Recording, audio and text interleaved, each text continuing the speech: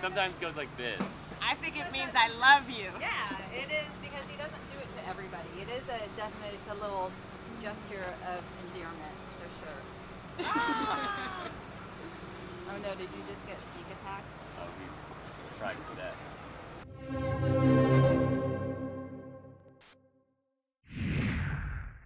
Hello everybody, I'm Nick from Austin Underground and I am here with Matt and Kim.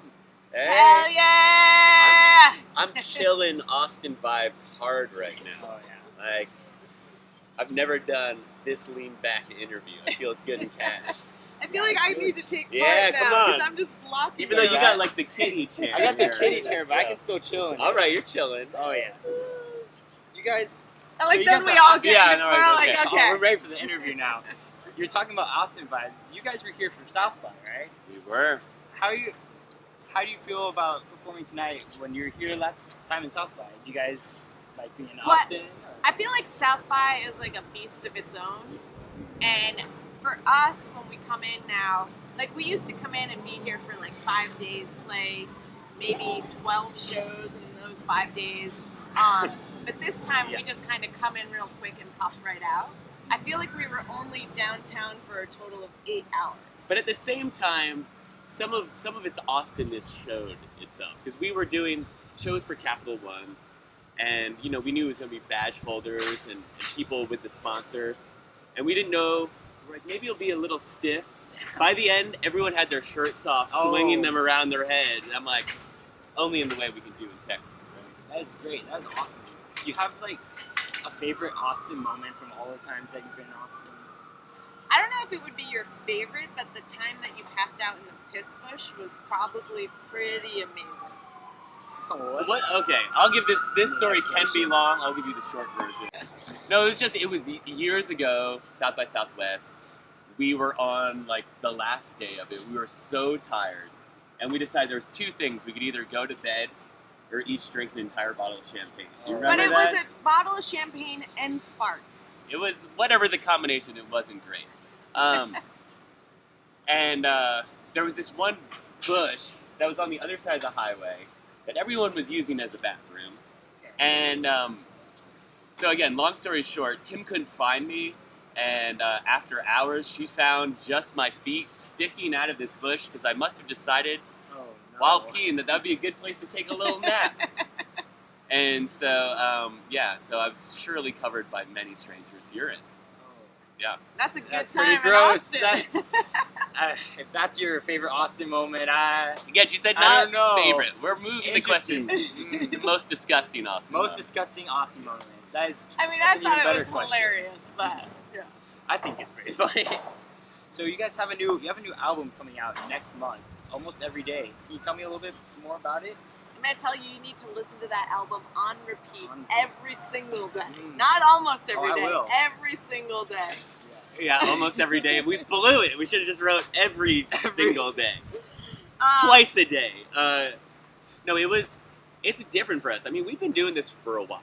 You know, it's funny, I meet people who are in college and they're like, wait, are you in college? Yeah, Or, I'm in college, yeah. And they're like, oh, I've loved you since I was in middle school. I'm like, wait a sec, we've been doing it for that long? And, Yeah, we've been doing it for that long. Talking like that.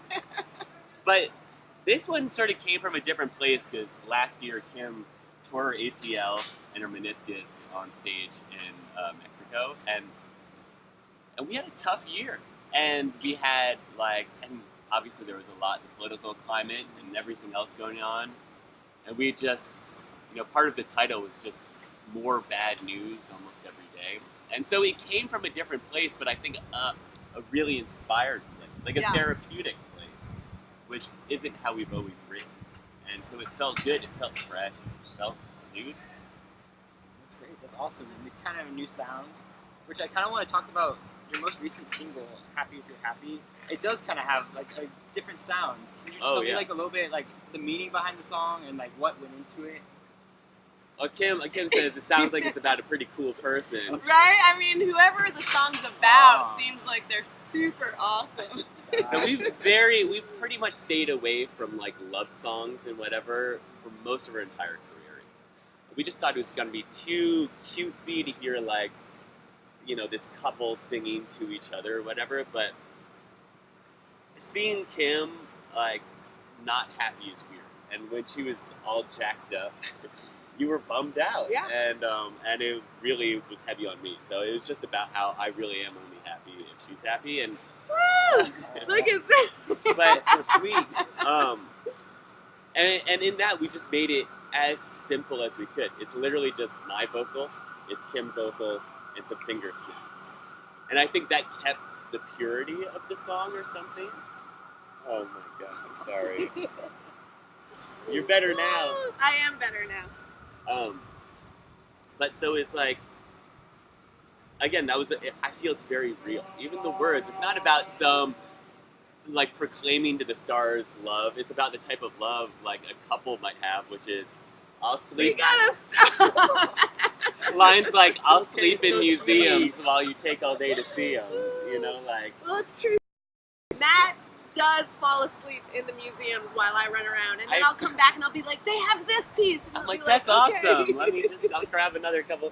And I like art. I just get overwhelmed in museums. So, but all the same, I think realness is the theme. Yeah. We have. Oh, that's great. That's awesome. So you guys have been around since, I think your first album came out in 2009. I think that's what Well, it is. the first album you see online. yeah. There is an album before that, but it is pretty much scrubbed from the internet Oh, right now. really? There's some drama behind it. We won't go into it. Someday it will reappear Oh, though. Okay. Yeah. So you've been around for like a while. Yeah. How do you feel that you've grown as artists over that time, from then all the way to now? Well, I think we got a hell of a lot better playing our instruments. Well, that's debatable. My brother said he heard some of the new songs that he really liked, but he's like, it's distinctly Matt and Kim because somehow you've played keyboard for all these years and you have not gotten any better at doing it. But not in a bad way. I think there's something about simplicity and that is so hard for people who know too much to embrace. So I take real pride in the simplicity we have in those songs and my lack of being a good keyboardist. I think you're a great keyboardist. Hey. I don't know Well, I'll what your brother's take talking about. Screw you, Fletcher! That's my brother's name. Oh man. Had a couple more questions left. One of them is, you can answer together or individually. Who do you say is your number one inspiration for your music? It can be another artist. It can be anyone. Oh. Right back at you. Wow. No, honestly, we fit such a thing for ourselves. And this sounds, okay, out of all the musicians in the entire world, it's just the other one. Like, okay, I know that sounds whatever, but we Oh, you can't even say that. You can't, because that just sounds You can. so You can do it, cheesy. Matt. I'm going to find I a know you different can. word. We are the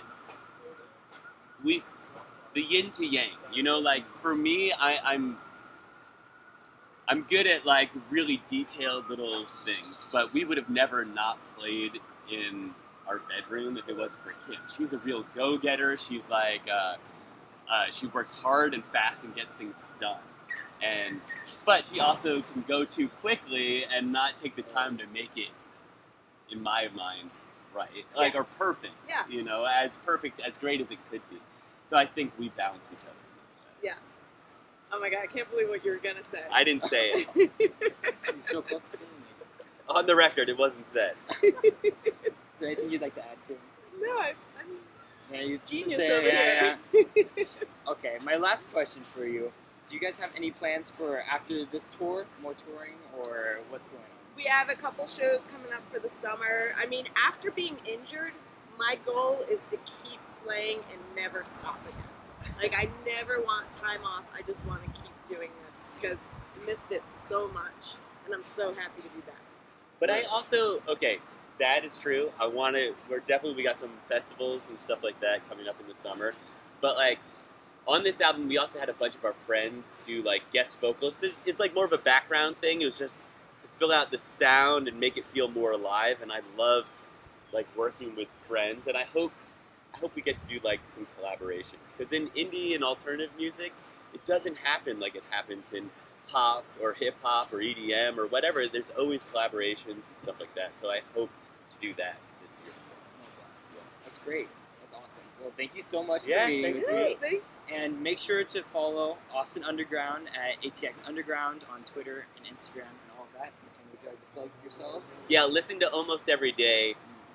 Every day. Every day. Ev- Wait, and watch our vlog. Matt and Kim show you stuff. Hey. This On last YouTube. episode is definitely about poop. You've heard it here today. Vlog about poop. You have to check it out. Give me any I'll wait for the sirens to go by.